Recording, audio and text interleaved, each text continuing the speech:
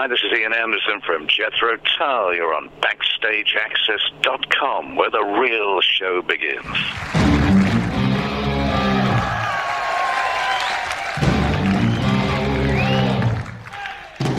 Sitting on the park bench, like little girls with bad intent. All right, hello everyone. This is Tom Jennings from BackstageAxxess.com, and we're here today with, for lack of a better term, legendary singer, songwriter, flutist, rock god, whatever you want to be called, Ian Anderson of Jethro Tull fame. And first topic I want to talk about is your new album that's coming out in April.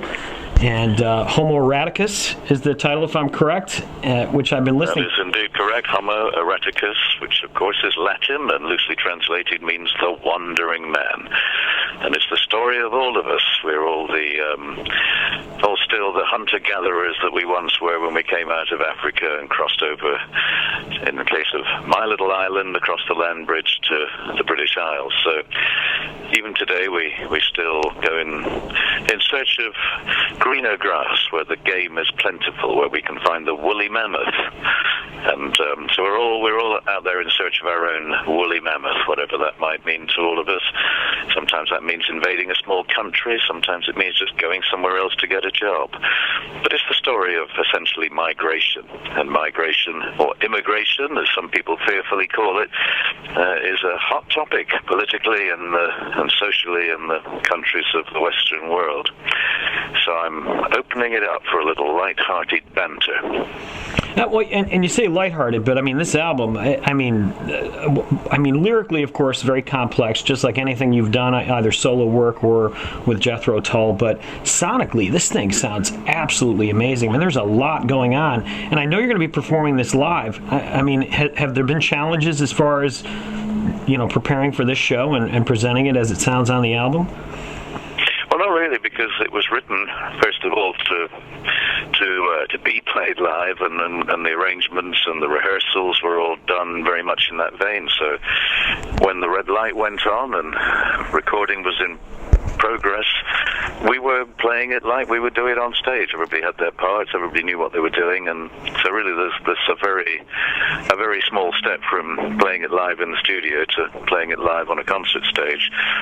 Technically, of course, there are a few little issues, because when you're recording things, you have to have audio separation, so the guitar amps were in a different room, and the keyboards had to be, at least the acoustic Leslie speaker cabinets had to be muted for, to not leak into the drum microphones. And, there's a few little issues, but everybody can hear what they're playing and wearing in-ear monitors or headphones. So we got it done, and it's not too different to step out on the stage and pretty much play it the same way. The part that amazes me is that when I'm listening to it, thinking about you guys playing this live, it's just all the stops. There's so many stops and so many layers and complexities and everything like that. You guys really must be in tune as a group to be able to present this live. Well, if you listen to it, there are only, 4 things going on, plus, vocals and flute. The vocals and flute don't coincide, so that's easy enough. I'm doing one thing or the other, and then there's bass guitar, there's a drum kit, there's some keyboards, and there's a guitar. And there's no...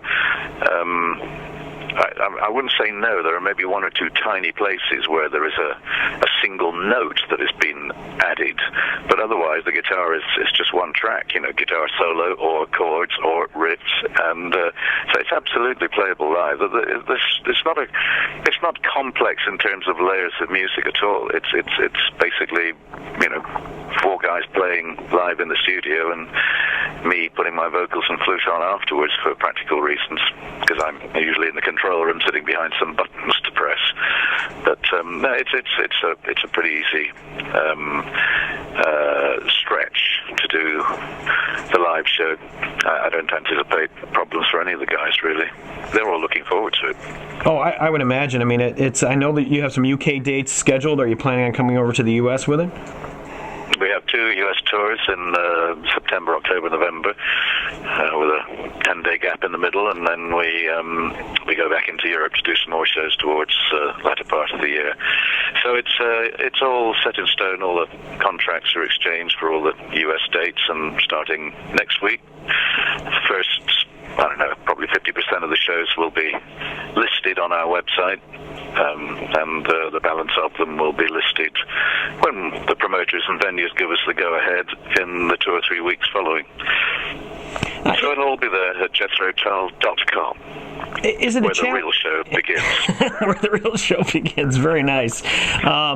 Is it a challenge? I mean, it's so many artists that I speak to. You know, they come out with new material. They almost avoid it like the plague, and they fall back on kind of the traditional stuff that everybody's been listening to for years. You know, in your case, your big hit like Aqualung or whatever. But you seem to say, well, the heck with that, and I'm going to put it out there. Do you think your audience is used to that from you, and maybe that's why you don't really feel that that's a challenge, or is it just to heck with it, I'm going to play this stuff? Well, I think it's always a challenge to make new music, whether it's your first album or your last. It's always a challenge to do it, but it's much better to have a challenge, especially at my age. It's all too easy to just put your feet up or start playing golf or something. So at my age, I think I'd rather turn up the wick and burn a little brighter as I set sail for the sunset and whatever lies beyond. So I'm a busy boy. I like to keep doing things and keep presenting myself with challenges, but I think our audience like to hear some new stuff, and the hardcore fans certainly want to get their heads around something that's perhaps a little more demanding of them as listeners too. But having said that, the next tour or tours this year all feature the best of Jethro Tull alongside new material. So we'll be playing a lot of classic Jethro Tull songs that'll be expanded a little bit with video and theatrical stuff on stage, which is really what I'm working on at the moment. It's the next 3 or 4 weeks writing and compiling all the raw material for the videos, and then we've got about 3 weeks of editing to put it all together for the shows. So a lot of work in the pre-production part of the tour, which is what's demanding my time and effort at the moment.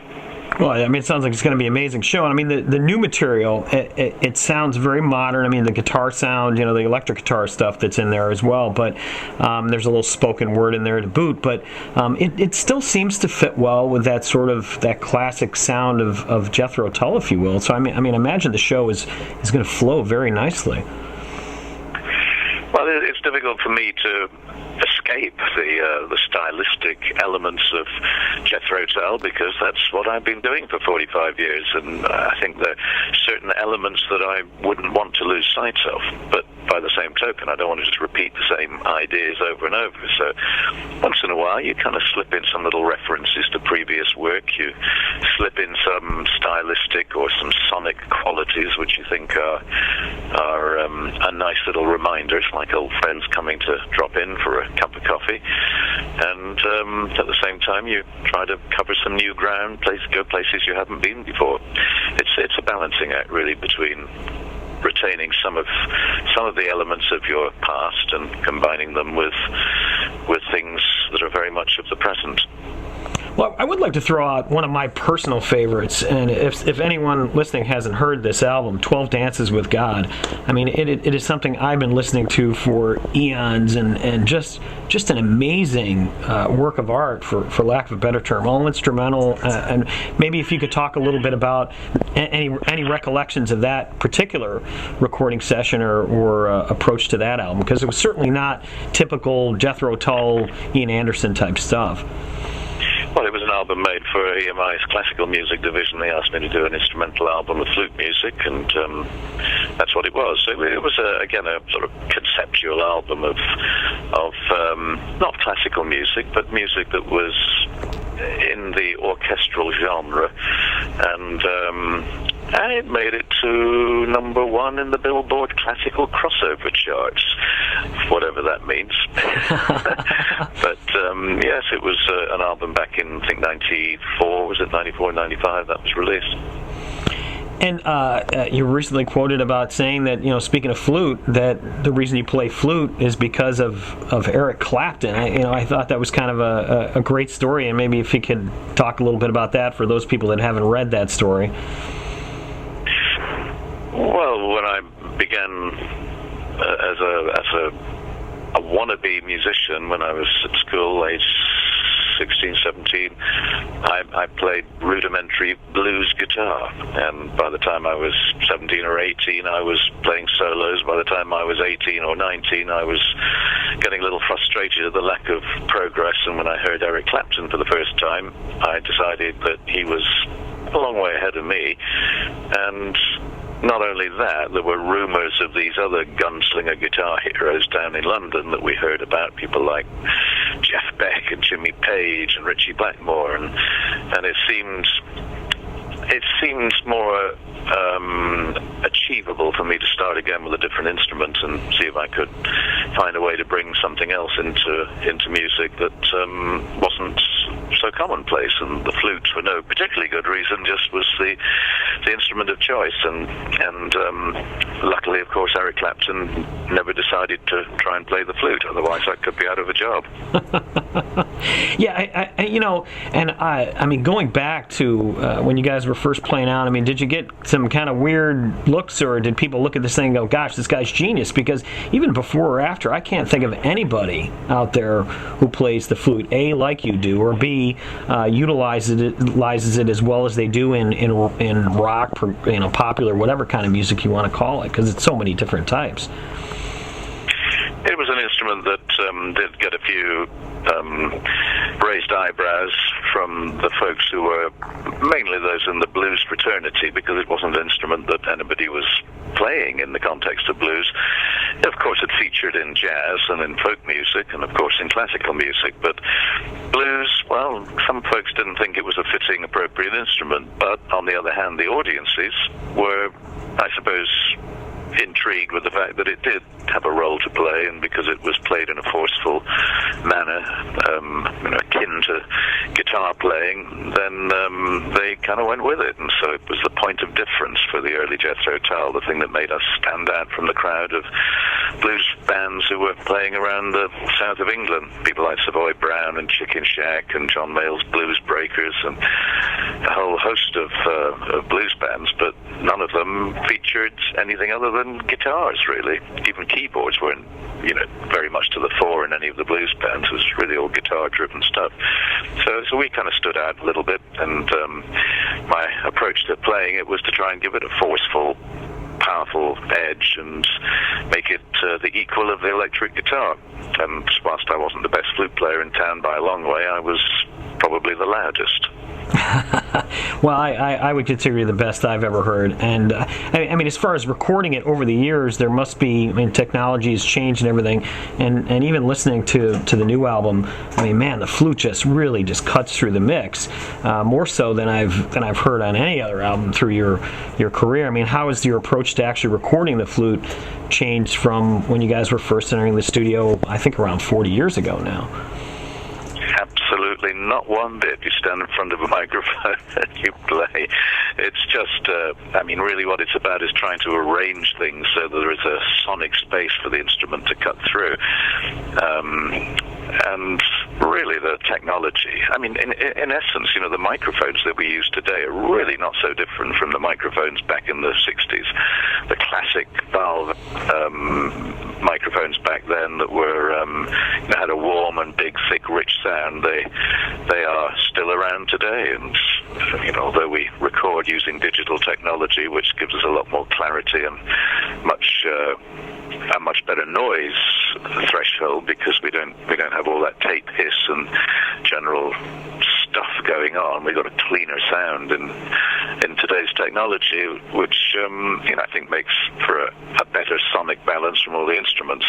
But a lot of it has to do with what happens when you're mixing it. You need someone who understands how to get the best out of the tracks that are there, and it doesn't require a huge amount of work, but it's a very important part of the job. So I employed the talents of one Jethro Tull, who is a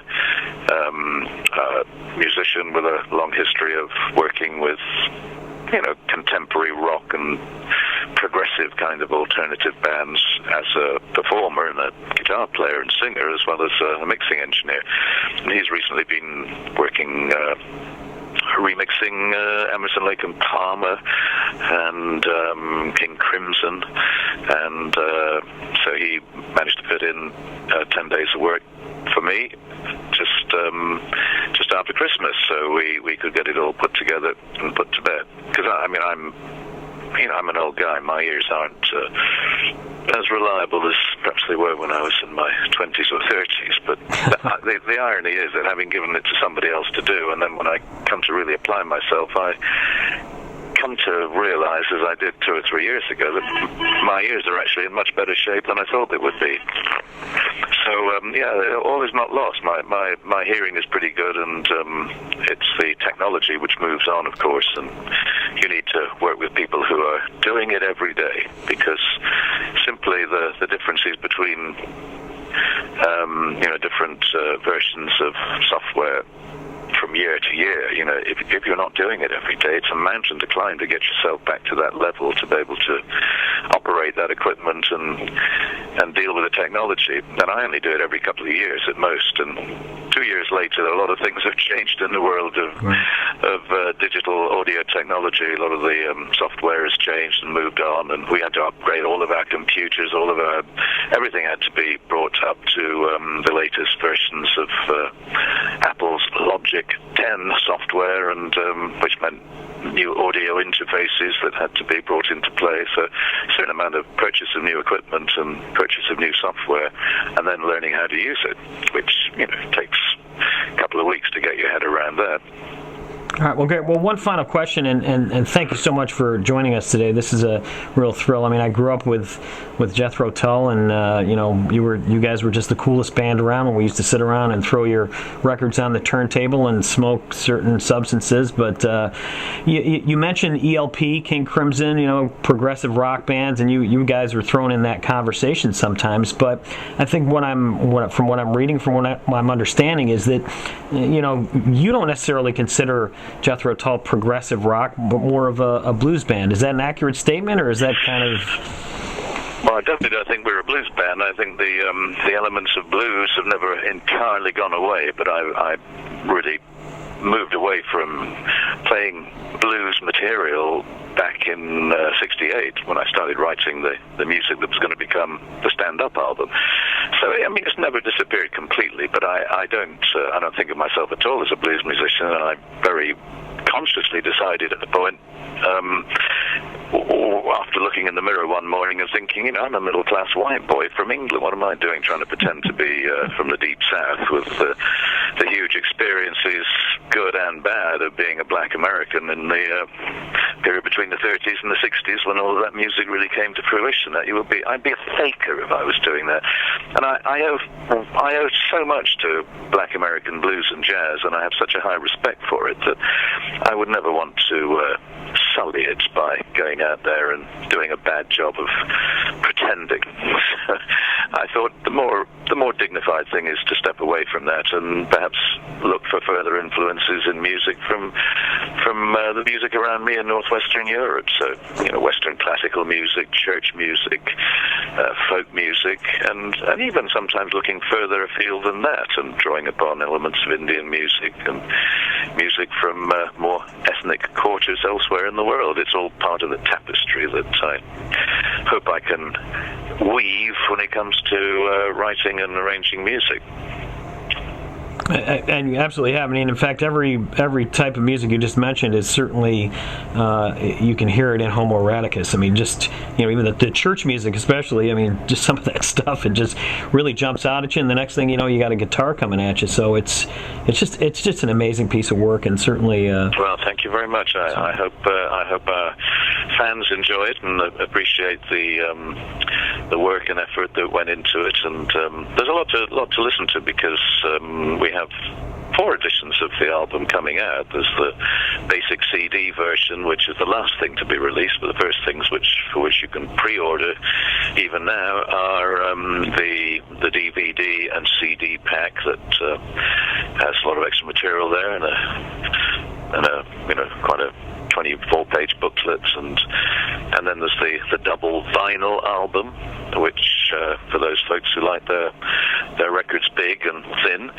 and the 64-page limited edition 4-disc pack, which has 2 CDs and 2 DVDs, so there's a lot of extra material in there in terms of audio and video, and even the original demos that I made when I was on holiday in March are on there. Wow. Which is a bit like watching me up close and personal in the shower. So it's the musical equivalent of getting up close to me and watching me soap and lather my strategic lower regions. I don't allow that very often, so this is a rare glimpse of me in the shower. Well, I'm getting a visual here. I don't know, but we certainly look forward to all those editions, and can't wait till you come over to the U.S. and good luck on this tour. I'm sure you're going to have a good time, and we'll see you when you come over here.